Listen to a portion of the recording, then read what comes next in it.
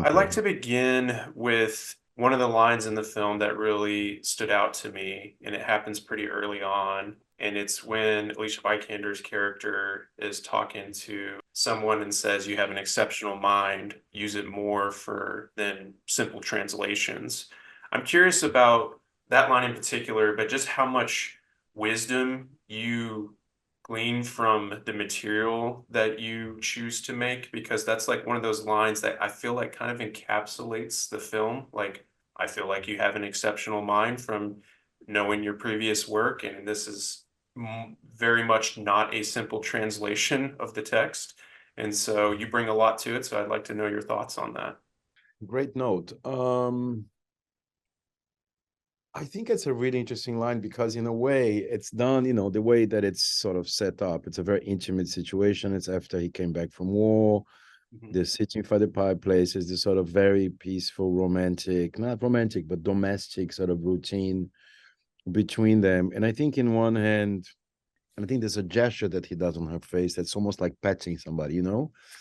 It talks about the fascination that Henry had for this woman who was very smart, who was very wise and very loyal to him in one hand, but just until page two, like it's interesting. You can do write your little prayers, but don't do anything more than that. So there's something very condescending about the way that he treats Catherine. So it's this sort of beautiful contradiction that I do think he really loved her.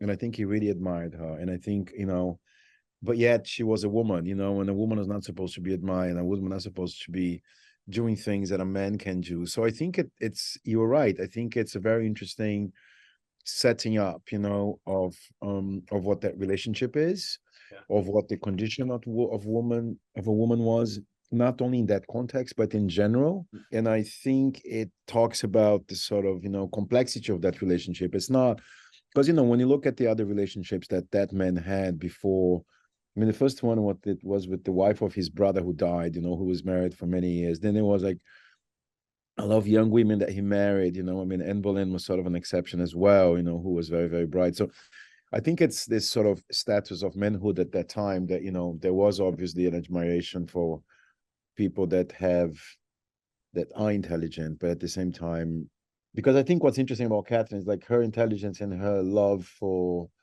religion, it was all about emancipation, in my opinion. There's a sense like, when you talk to God, and the church is not there anymore. I think there's like a colonial, break from Rome on one hand, so it's about independence, but it's also about sort of personal emancipation in the sense that there's nothing between me and God. The church is not there anymore, the priests are not there anymore.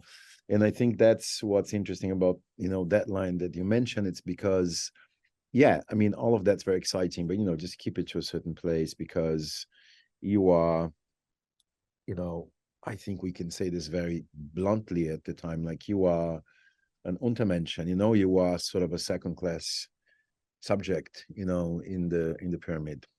Yeah, yeah. Speaking of that complexity, I think one of the reasons why I found the film to be so fascinating, the characters in it, just because it felt like this quiet game of chess the whole time, like this subtle war between these two primary characters, where one is kind of suspicious of the other, but like you said, like he loves her, and I think he enjoys the how challenging she is Yeah. to his mind, and he's kind of waiting for her to let her guard down, while the other is waiting for the opportune moment to pounce or act. Yeah. And it's Yeah. how Yeah. you use the language of the characters in it, just like that line, or Hmm. the reactions or reactionless looks of the characters, because there's oftentimes when Yeah. Right. I Yeah. cut to some of the Yeah. other characters that are within the room, and I'm like,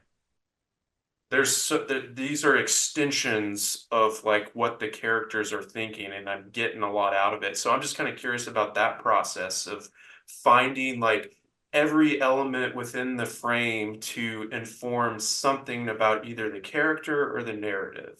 This film is based on a book called Queen's Gambit. Right? Yeah. We couldn't use the title for obvious reasons. I don't need to Sure. go there, but it was very hard for me. Yeah, I'll tell you why. Like I'm a kind of filmmaker who is I come from a culture which is literally over the top, you know, like I come from like a North African, Latin, Brazilian culture. And despite the fact that I haven't lived there for a long time, that's sort of who I am and the movies that I've made so far. And here it was really hard, you know, because in one hand, um, it was not about uttering what you're thinking. It's about, you know, uttering something else than what, you know, you're sort of planning. So for me, it was very exciting. And I think Alicia has something really special for this.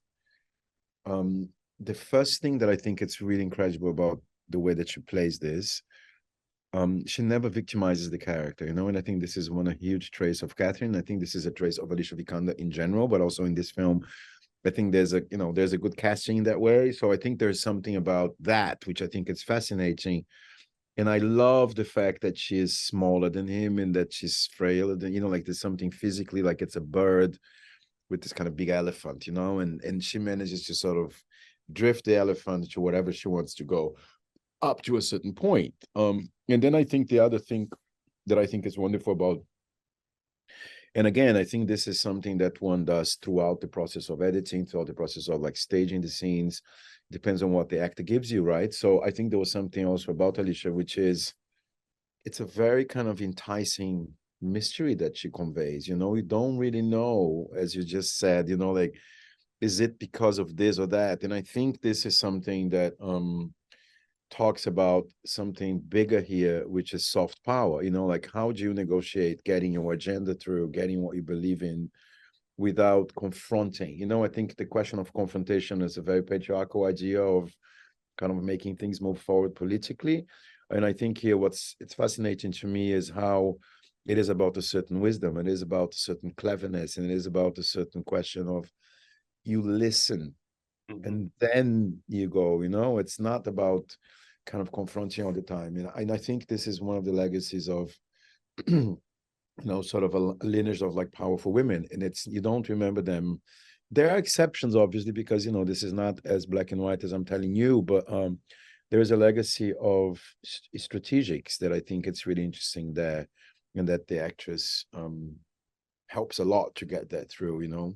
Well, I'll cut you loose on one of those elements specifically, which is noises, using outside noises and certain imagery. Can we talk about the Yes, noises of and finally that question. Yes. Uh yes, we can, man. I mean, this is something that I've worked with since I started making films. You know, I think my first job in this industry, I'm giving this interview from New York. It was in New York, a block away from where I'm staying. And it was a job where I was doing as an assistant sound designer to a short film like 30 years ago. And I was fascinated by it. And it was the time it was not digital, it was all analogic and stuff. And I worked a lot as a sound designer assistant, not as a sound designer myself. And when I started making films myself, I mean, there was something really beautiful about the fact that what you hear is not what you see. I know this sounds very cliche and basic, but it is so incredible because it transports you somewhere, you know? yeah. So sound for me has always been about, and I think also coming from a culture where making films was always very, every film is expensive. When you come a culture from Brazil, like Brazil, you know, every film costs a lot. And you need to invent things and then to suggest things that you can't shoot. And I remember making a first film. It was a period film, took place in the 1930s in Rio, and I think I could open the shot like twice, you know, like, and the rest had to be like close-ups and stuff. But it wasn't enough, you know, and so sound became this really important element in whatever I did, in whatever movie I made, and I learned a lot. And I think here it was another one of those cases where I wanted to do it's not a budget reason here. Like I really wanted to do something that was very contained.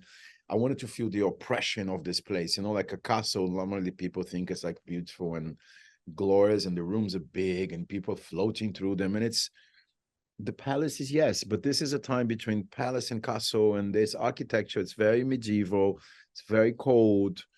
And I think like and the core is like, you know, it's all about the gossiping and the betray and what's happening between rooms. And so it seemed to me not only as a like a formal gesture, but a gesture that was very useful for the story we're telling here, you know. And for a thriller, I think the element of sound and the element of like off-screen sound is really like an element that creates a lot of tension. Yeah.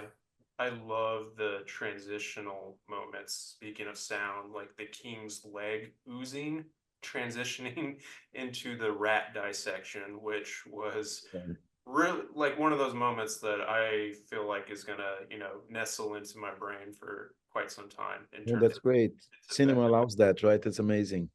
Yeah. One of those rare mediums. Thank you so much. Yeah, thank you. Thank you for the questions.